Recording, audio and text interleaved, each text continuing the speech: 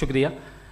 جناب جاوید اختر صاحب کئی مرتبہ دہرا رہے ہیں کہ فیتھ کا مطلب بتائیے، فیتھ کا مطلب بتائیے. میں نے بتا دیا، فیتھ صحیح بھی ہوتا ہے، غلط بھی ہوتا ہے. اور آج ہم فیتھ پہ بات نہیں کر رہے، ہم ٹروتھ اور ڈز گاڈ ایگزسٹ پہ بات کر رہے ہیں.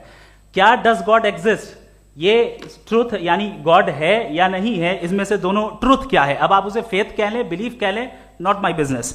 اس کے بعد آپ نے کہا کہ بھائی سوال کرنے سے مذہب روکتا ہے. میں کہتا ہوں جو روکتا ہے وہ روکتا ہوگا، میں نہیں روکتا، بلکہ سوال کریں، سوال کرنا چاہیے. سوال کر کر کے تو ہم آگے بڑھتے ہیں، ترقی کرتے ہیں، اور اسی لیے میں آج یہاں پہ آیا ہوں. لیکن سوال صرف خدا سے نہیں ہوگا، آپ سے بھی ہوگا. سوال ایتھزم سے بھی ہوگا. سوال صرف مذہب سے نہیں ہوگا، سب سے ہوگا. اور آج میں سوال کروں گا اور امید ہے کہ آپ جواب دیں گے. ابھی تک آپ نے ویسے کنٹینجنسی آرگومنٹ کا کوئی جواب نہیں دیا. چلیں، آپ نے کہا یونیورس کے بارے میں اٹرنل کیوں نہیں بول دیتے.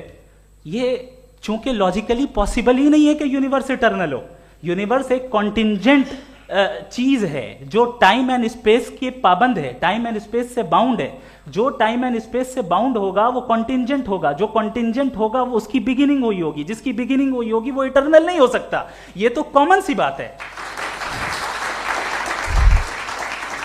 آپ نے کہا کہ کسی مذہبی کتاب میں ڈائناسور کا ذکر نہیں ہے. افسوس کہ آج تک کسی میتھمیٹکس کے کتاب میں مجھے ڈائناسور کا ذکر نہیں ملا.